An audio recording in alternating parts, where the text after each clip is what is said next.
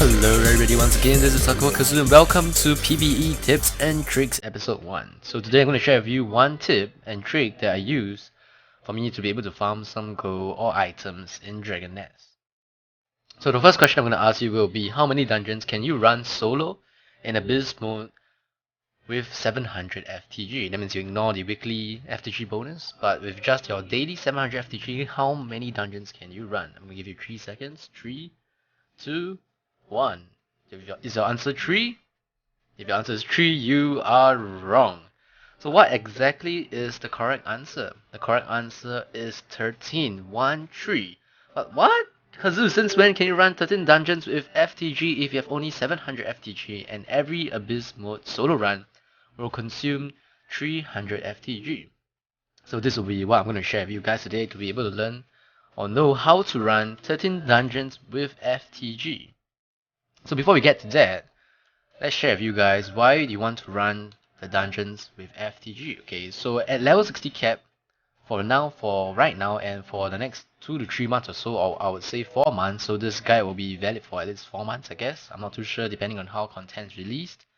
You can use this guide. So the items in question here that you can get while farming level 60 dungeons with FTG will be the suffix crafting materials, which will be the Soul Stealer's Orb, Old Swordsman's Blunt Blade, Rotten Yew Tree Arrowhead, Hidden Pope's Hall, and Evil Book of the Expelled. So how much do they cost? Let's find out. Hang on, let's get there. Hello, exchange the one. Yeah, I'm not very rich. I have $0 right now, or 0 gold.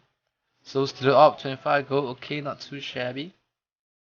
Oh, Swordsman Blunt Blade 17. Pretty bad so far. But look at this, it goes higher. Rotten Yew Tree Arrowhead 79. How about Hidden Pope's Hall 140, and last but not the least, Evil Book of the Expelled 139 gold. I'm pretty sure when I bought these last week it was 200 gold. So even though the guide's a bit late, but you know that you can earn quite a bit of gold from these items. So how do you run 13 dungeons with FTG? So first thing, you need to understand how FTG works in Dragon Nest. Okay, as long as you have one FTG, you'll be able to run a dungeon with enhanced drop rates. So FTG basically gives you enhanced EXP and drop rates for the entire dungeon run. So if you notice, we have 700 FTG, one dungeon takes away 300, correct? If you run in Abyss mode, so you run 300, you're left with 100. But even when you run with 100 FTG, you still get enhanced drop rates, exactly the same drop rates if you run solo in the third Abyss mode. So basically this guy makes use of the 15 FTG you get in return when you complete daily quests. What do I mean? So daily quests, look at that. Lofty the Beggar, you click on him. These are your 5 daily quests right now for the 5 new level 60 dungeons. You can see that the rewards gives you 15 FTG. So what you want to do is you want to take all of them. So that's the second one. Let me just take all of them quickly.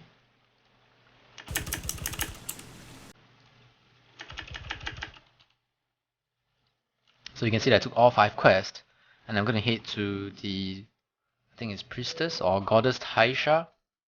It is Goddess Taisha in Riverwalk Wrath to get the another 5 daily quests. So that is 10 daily quests in total, which means you can get 15 FTG 10 times.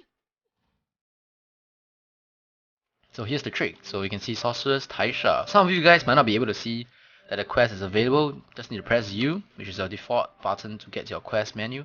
Make sure to click, or rather uncheck, the hide quest marker thing here. You can see quest markers for quests that are lower than 10 levels of your character will be hidden. Main event and friendship quests are not affected. So if you click this, you can see that, okay, it's supposed to disappear I think, but right now I unchecked it, so I can see the quest because I came in with the thing unchecked. And you can get another 5 daily quests, and similarly 15 FTG, and you can see you get Goddess Sympathy as well, which is another bonus. So this is what you want to do. You want to complete 3 dungeons at Abyss mode solo. Okay, try to find the fastest one you can do, probably Mutant's Habitat, because the suffix crafting materials, they drop randomly, they do not drop specifically from a specific boss, unlike in other caps before this. So you can do any of the dungeons, probably you want to do the fastest one, so I will recommend Mutant's Habitat if you are doing solo, especially for slow moving classes. So With that, you have 10 daily quests. So what you want to do is you want to exhaust all your FTG first. So do your usual 3 FTG in Abyss mode to exhaust your 700 FTG. And after that, you hand in your daily quests one by one. So you hand in one daily quest, you go run one Abyss dungeon, and with that 15 FTG, remember I told you that one FTG, even with one FTG, you'll get enhanced drop rate for the entire dungeon. So you repeat that for all 10 daily quests. That means you hand in a quest, you go and run a dungeon, you hand in a quest, you run a dungeon, and you can have a total of extra 10 dungeon runs with enhanced drop rates with that extra 15 FTG that you get. However, bear in mind that since the next content update, which I do not know when will be coming out, which will be the Suffix 2 dungeon, the 5 daily quests from the Lofty Beggar will be removed to be substituted with the one which gives the Goddess Breath, a new item that's going to be introduced in 60 cap for you to exchange for level 60, I think, crafting materials and quotes and all those good stuff. So there'll be another NPC. So the daily quest will be reduced to only 5 because if I'm not wrong, the extra 4 daily quests that you get from the new NPC, which is not from Lofty the Beggar, will not give FTG. So this video will only be valid until Suffix 2 update, and after that you can only do 3 plus 5, 8 dungeon runs with FTG. So what I'm going to do now is this. You can see I'm 0 go, and I'm going to take away all these things, and I'm going to see how much money can I earn in 13 dungeons with FTG. So I'll see you guys after I actually run those 13 dungeons and let you know of my results. And hopefully from that you can see that with diligence and consistent effort every day, just doing your dailies, your 10 daily quests and 3 abyss dungeons, using this method, you'll be able to earn substantial amount of items and codes and everything, your goddess sympathy, as well as selling all these suffix crafting materials for gold. Alright, I'll see you guys soon. Okay, so just to show you guys an example, I've used up all my FTG and I've finished about half of my daily quest. So 0 FTG right now. Going to be taking and completing one of the quests. Okay, so you can see I have 15 FTG below, and I'm going to do one of the dungeons that I need to finish for my daily quest from Lofty. So I'm going to go to Meteor Site Boundaries, and you can see I enter with 15 FTG. You'll see that even with 15 FTG, I'll be having increased drop rates, just like when I have more 1 FTG or basically, if you have 1 FTG, we have enhanced drop rates for the entire run. So that's how the thing works in Dragon.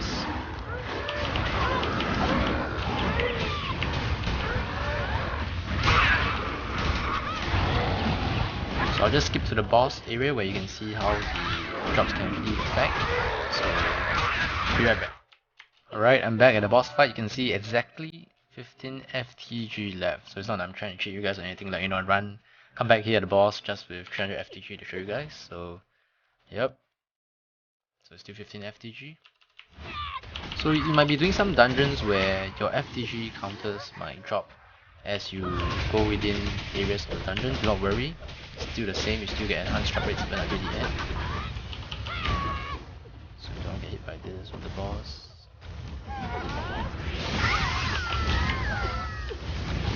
This is one of the tougher boss for the new dungeons if you are doing it solo. So you can start to get messy.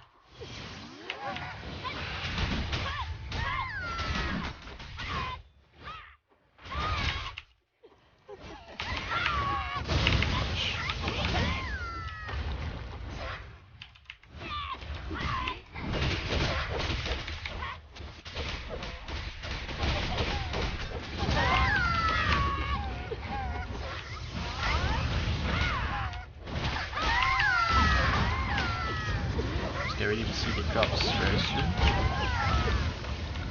The boss go. I lost. There she is. Oh snap. French BX! So you can see lots of loot. And we're not lucky enough to get those crafting materials, the green one. But yeah, you can see 15 FTG, you still get exactly the same loot if you have 300. So right now I'm back with another 15 FTG that I've just received from another daily quest, and so the trick to minimizing the number of dungeons you need to run with FTG, what you can do is when you're clearing your 5 dailies for the level 60 dungeons from the Lofty Beggar one, the daily quest from Lofty Beggar, you can start handing in your daily quests for the level 50 ones, so you can use them here. So in that way, you do not need to finish like 10 daily quests before you start handling one by one. So similarly, just to show you to you guys again, I'll be back at the boss kill. See you guys later. Okay, so you can see that for this map, because you need to move to another area. Okay, so you can see that my FTG is 0 right now, but look at the full number of food drops around me. So usually you only get a lot of drops from monsters, a lot of food drops if you have FTG. So I have 0 FTG now, even though I started with 15.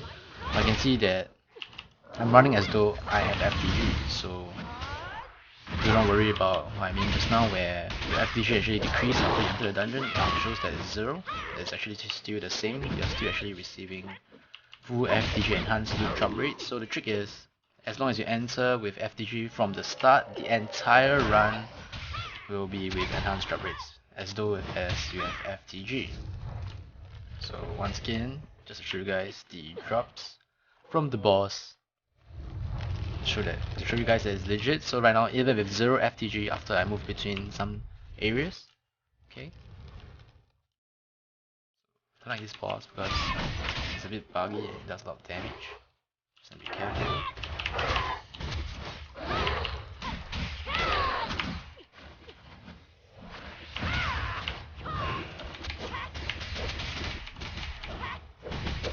Oh shit, it's the one that hurts. Oh no. Here comes the mechanic.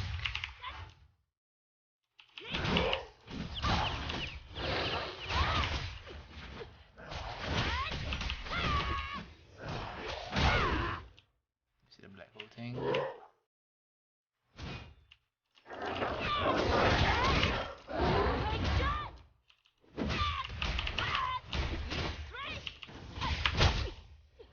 dang.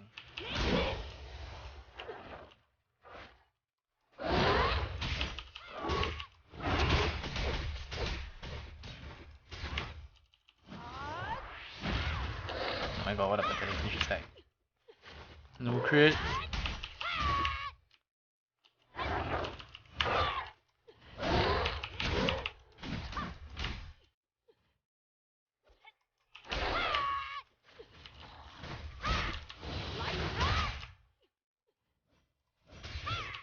Hopefully he dies this time.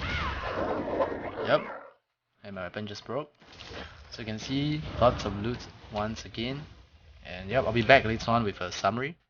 Alright, I'm back, and right now I'm going to share with you guys the total tally of loots that I got.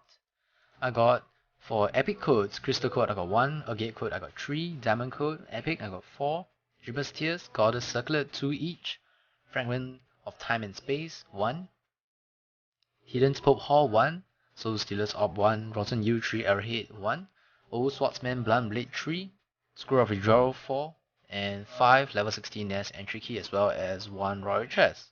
So excluding the rarity crafting materials, as well as the royal chest, as well as polished items and agate's cost, or how much they're worth, yeah, I'm actually earning about 2,898 gold in a day. So about 3,000 gold, and basically if you tally up to 7 days, you can say that you can actually save yourself 21,000 gold a week, depending on which server you're from.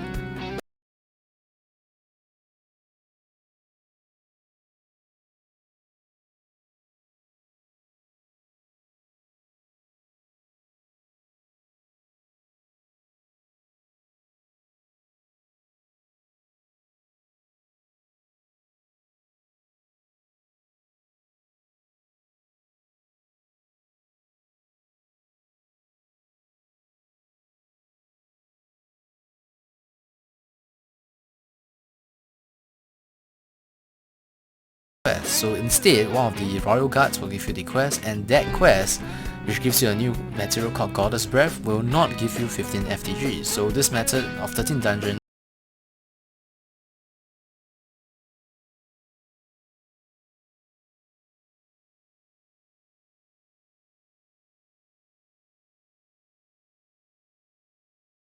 so 8 is still significant compared to just 3 a day, so just bear that in mind.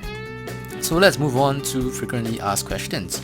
So I bet many of you guys will actually ask, can I do this method if I'm not doing solo? Yes, you can, but your party members need to do exactly the same thing as you.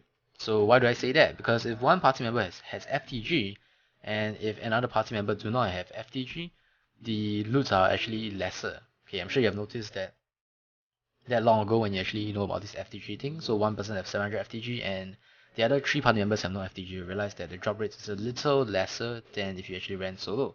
So if you want the drop rates to be the same, get your party members to clear all the FTG together and then submit the daily quest together. So all of you guys have 15 FTG. So the system will detect all of you guys to have FTG and the drop rates will remain the same. But that being said, that means that the dungeon loots will be split among 4.